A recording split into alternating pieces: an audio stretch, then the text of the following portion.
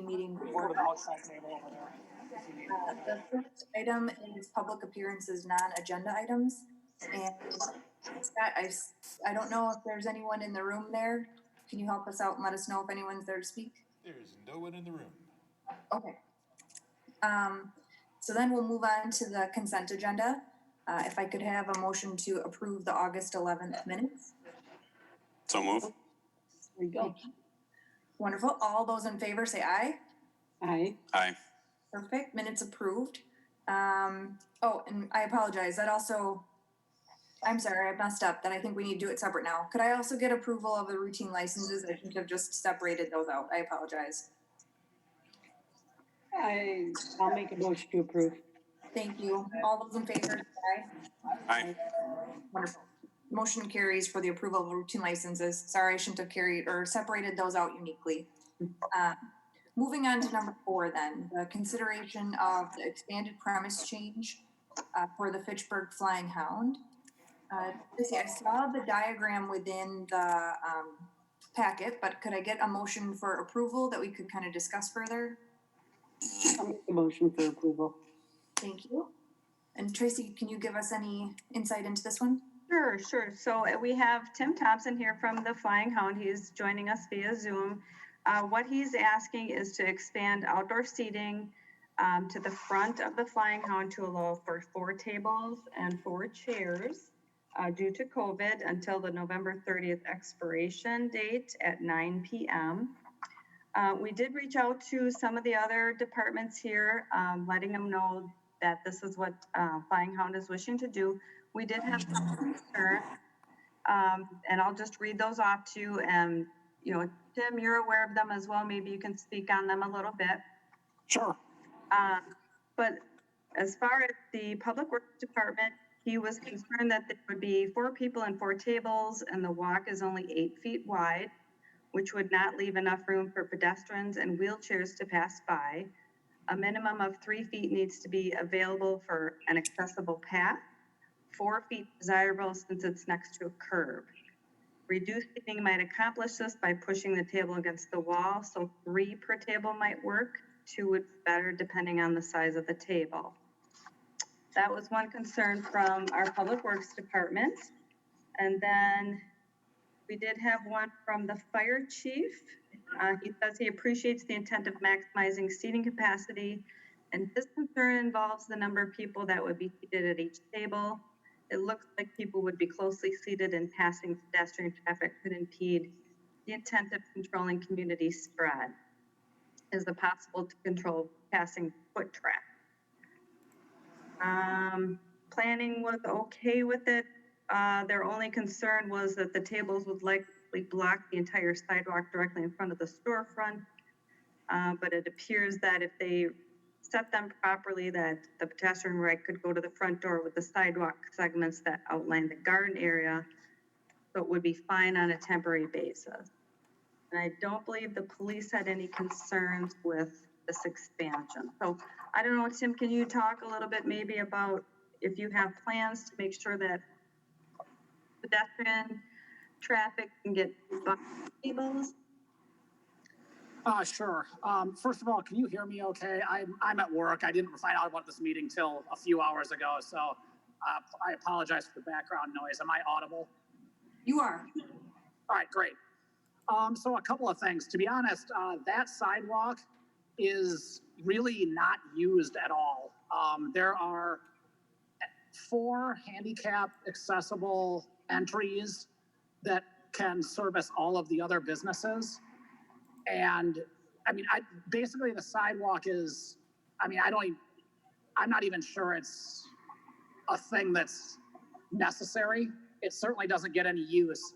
We're not like, kind of like a Hilldale area. That's not sort of the traffic flow there. People pretty much get out of their cars, walk straight from their car to whichever business they're patronizing. And in the event that they're using a wheelchair, each other storefront is accessible by no less than 2 handicap access ramps. So my plan had been to use that entire sidewalk because it's duplicitous. Got it. Thank you for the insight. I guess I do appreciate the separate departments giving us that feedback and I'm looking at a Google map right now where I guess it does look like there's several options, but it does seem concerning if there was someone that was trying to pass and it wasn't providing them the safety that they provide or that they desired for a distance, due to the current COVID situation. But I guess that just is something that pops into my mind. From your perspective, the feedback from Works, would it be an option to push the tables closer to the building and potentially have seating for 3, or what's your opinion on that? I don't think, to be honest, I think it would have to be 2. I don't think 3 would even work if you're looking for the amount of access that you've just described to me. I don't think it's realistic to provide 3 or 4 feet of access, regardless of how we set up a 3 top. So we'd be looking at 2 tops at that point. With the level of investment required, for what I hope is a temporary fix here, we're getting to the point where I'm not sure it makes sense anymore. I understand your concerns. I think that, so I own a few other restaurants in town, not in Fitchburg. And I've had this conversation, or at least a similar one before. And the reality is that almost every sort of solution, there is a suboptimal outcome that's associated with it. It might not, I think there's, sort of some give and take with this. Obviously, I'm on the benefit side of anything I get out of this, right? So I guess maybe I'm not as objective as I could be. But I guess in the scenario that I'm sort of proposing here, I think that the benefit derived outweighs what is likely to be 0 negative outcome.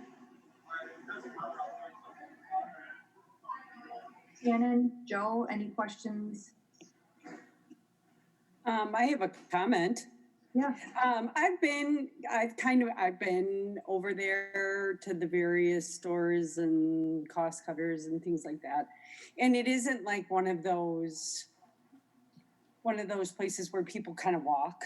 You park your car and you walk right into whatever establishment you're going into. So, I don't see that as being a big concern, at least for me. But, if it was something like Hilldale or, where people walk a lot, or even like, I would be more concerned if it was, I would say, well, not even, like if it was over by, say, like the, noodles and, people walk through all 3 of those. It's not, I wouldn't, that would be something I'd be more concerned about, like with traffic coming through, because those are really busy areas that, and it's congregated together, where this one I don't think really is. So, but that's just my opinion. That makes sense. Tracy, and you said we didn't hear from the police, correct? The police were okay with it. Oh, thank you. I apologize. Okay. All right. Are we ready to take it to a vote? Yes. Okay. All those in favor of approving the Flying Hound resolution, say aye. Aye. Perfect. And motion passes. Tracy, then I apologize. I can't remember exactly how this worked. You sent him something? Yes, and we'll send your license out in the mail to you. Okay, am I good to go for this weekend? You are. All right, wonderful. That's great. Thank you for calling in. All right, thanks so much. I appreciate it. You guys have a great night. You too.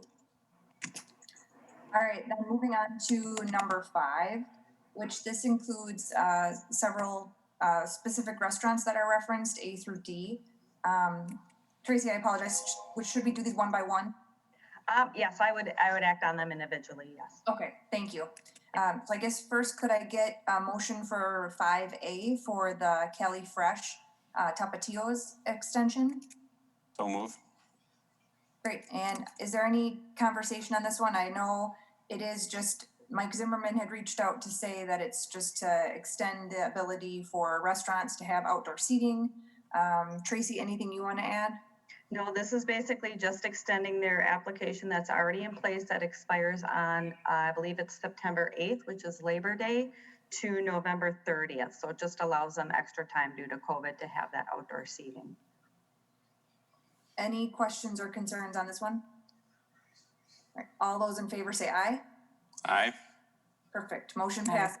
Can I have a motion then for 5B for Fox Heritage Foods? I'll make a So motion. move. Thank you. Any questions or concerns on this one? The exact same thing of extending that permit, like Tracy said, to November 30th. All right, all those in favor say aye. Aye. Aye. Great, motion passes. 5C for Julio Madison. If I could get a motion. I'll make a So motion. move.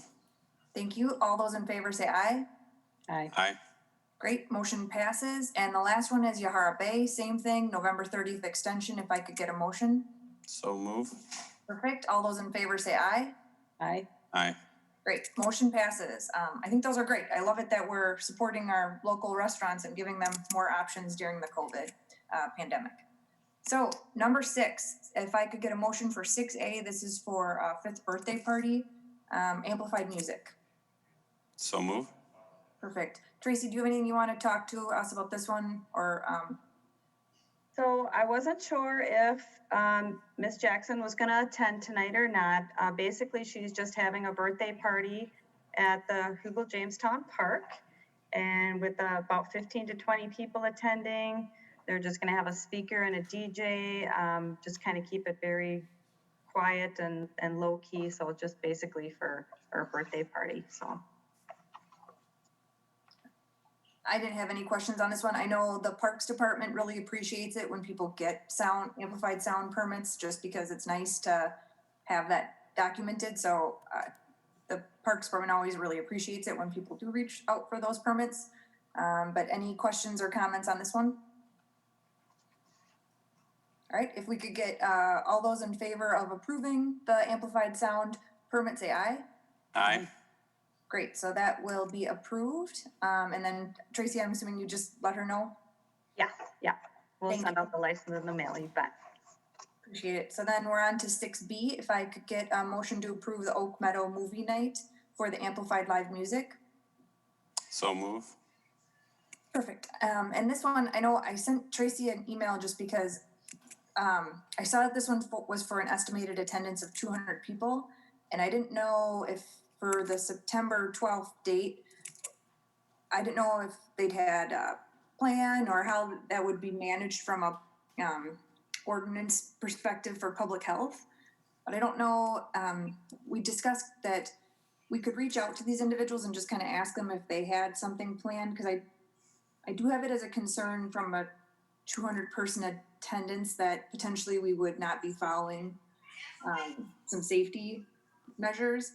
And Tracy did say we could postpone this if we would prefer, but I don't know if we can have a dialogue or if anyone has any other questions or concerns, or what are your guys' thoughts? Mine, I would say, that's a lot of people. So, I mean, is there enough space for them to be able to spread out, or it would be nice to talk to them to see how they're what their plan is to kind of roll this out. Can you, where is this again? I don't think I got any background info. I'm on the agenda, but I can't see any supporting documents. Yeah, this one is a continuing event, so it is just page 15 that it just gives that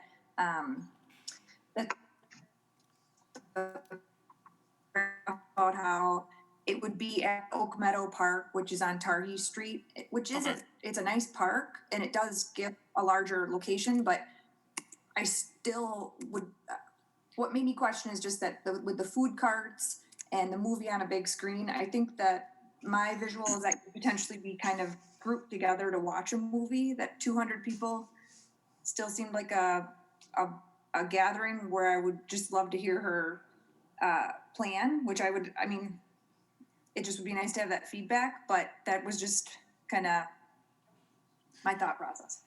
And when is the event? When do they happen? September 12th. September 12th? So you would Right. have the September 8th meeting to allow, for approval yet and to get some more information. And just to kind of give you a little bit of information here too is This event has been going on for 8+ years, so I would assume that they would have some type of a contingency plan in place. However, we were not able to obtain that by tonight's meeting, so. Would it be possible if we could have maybe at the our next meeting, maybe have one of them come and speak to answer some questions for us, just to see if, I mean, people sit outside for various music and stuff like that, but, just if they have some kind of general, like if they are asking people to wear masks since there's so many people, are they, it would be nice just to talk to them and just kind of see where their mind is at with this. Yep, absolutely. That's my thought too, that I think just 8-year event I think is fantastic, and I don't doubt that they have something. It just would be nice to ask them some questions. But I guess could I have a motion to postpone then to the next meeting? So move. Okay, all those in favor say aye. Aye. Aye. Great. So then we'll look forward to hearing from them. Excited to learn more. All right, and the last item we have then is this resolution R14320, authorizing a contract to update the police department policy manual. If I could have a motion to approve that. I'll make a motion. Great, thank you. And I think we might have someone in the office. I don't know how to. I'm sorry. In the office to talk about this further. Does that look right, Scott? It looks like Chief Bracklin. Yes, it is. Good evening, like everyone. Yes, it is me. Figured I'd make an appearance at Public Safety here in person and then head to my office for council. So you'll see me at council from my office downstairs. But I know you guys are pushed for time since council is supposed to start at 7:30. So I'll try to be brief, recognizing that I may not address all questions at this point in time. I assume that there will be an opportunity for more questioning during the council meeting and discussion as well. But basically, in a nutshell, I'll try to do the elevator speech here is our department has previously attempted to do a cover-to-cover review and revision of our policy manual. We have not had the personnel resources or the time due to competing priorities to accomplish that. We do have our mandated policies and other significant policies related to our operations and where our community would expect them, at least in an average spot where we are comfortable with them. But again, when you look at the overall policy manual in and of itself, we are in a situation where we can improve its layout, its organization, its thoroughness to reflect all the best practices that are currently out there. We are recommending, after considering processes for several years, to use an outside vendor to accomplish that review and revision. This vendor has been selected because it's the only vendor that we can find that offers a total solution to include revision and policy development, a digital platform to put those policies on, to ship those policies to our personnel, to provide a series of questions and answers to our personnel to demonstrate comprehension of the policy, and then to also provide us with ongoing regular updates based upon state, federal law changes, any changes in case law or other best practices. And then also they provide us with regular training bulletins specifically related to our policies, again, to reinforce comprehension and the application of policy. The company that we are recommending is named Lexipol. They have over 4,000 public safety clients in the U.S. and over 140 public safety clients in the state of Wisconsin. We feel that this gives us the addition of other perspectives as we're reviewing and revising our policies. If we were to continue the traditional path of going it alone, so to speak, and doing it internally, you're only getting the perspective of the Fitchburg Police Department. This will allow us to obviously tap into their subject matter experts, their legal team of experts, as well as their risk management team of experts.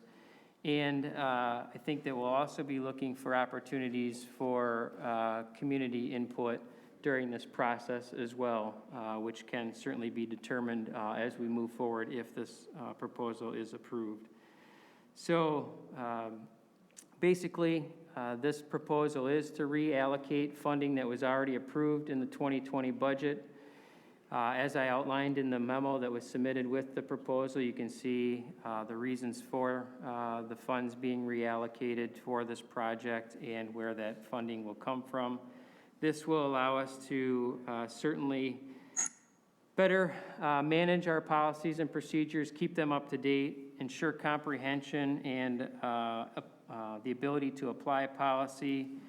And just as important, I think that this will serve as a foundation for us to pursue accreditation for this police department. I think that that's something that's been on our radar for a couple of years since I've been in this role, and I think now using this policy manual revision as kind of the springboard to begin that process is something that I think would be very beneficial for our police department as well as our community. So that was the very, very quick rundown.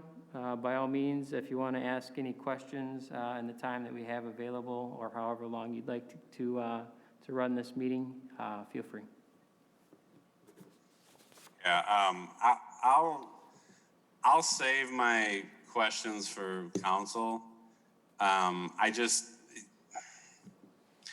did a little bit of just background research on Lexipol, and I just have a lot of questions about it, and I don't feel like I would do justice by asking them in the next 5 minutes. So I'll say that, and I'll leave it at my vote will probably be will be abstention, just because I don't feel comfortable enough with the limited amount of time to weigh in with a yes or a no vote.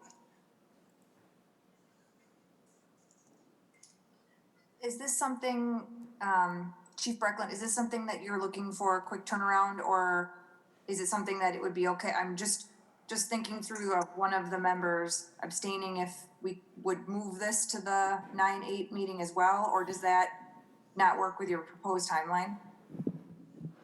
Well, obviously, the quicker we can evaluate whether or not we're going to proceed with this process, the sooner we can begin it. And we're already looking at probably a 12-month timeline to actually complete the project once it begins. So the longer we spend, considering it, it just delays the end date if it's ultimately approved. And Sarah, Yeah. you could vote to defer to council. Okay. Oh. Would I need a motion to change that from approval to deferment? Mhm. Okay. So something to consider, Shannon, Joe, I don't know if that appeals to you? That's fine by me. We can talk to council if because I'm sure if it comes up anyway, other council members are gonna have questions, so. That makes sense to me. And I'd rather have people be able to get their questions asked than somebody say no just because they're not informed or yes, either way, so. I agree. Would one of you mind making a motion to defer to council? I'll make a motion to defer to council. Great. Second. Perfect. All those in favor to defer to council? Aye. Aye. Wonderful. So then we will look forward to hearing from you more in council, Chief Breckland. Thank you. And then that is all. The announcement is just the next meeting is September 8th. If I could have a motion for adjournment. I'll make a motion for adjournment. All right. And Second. all those in favor? Aye. Perfect. We are adjourned at 7:28.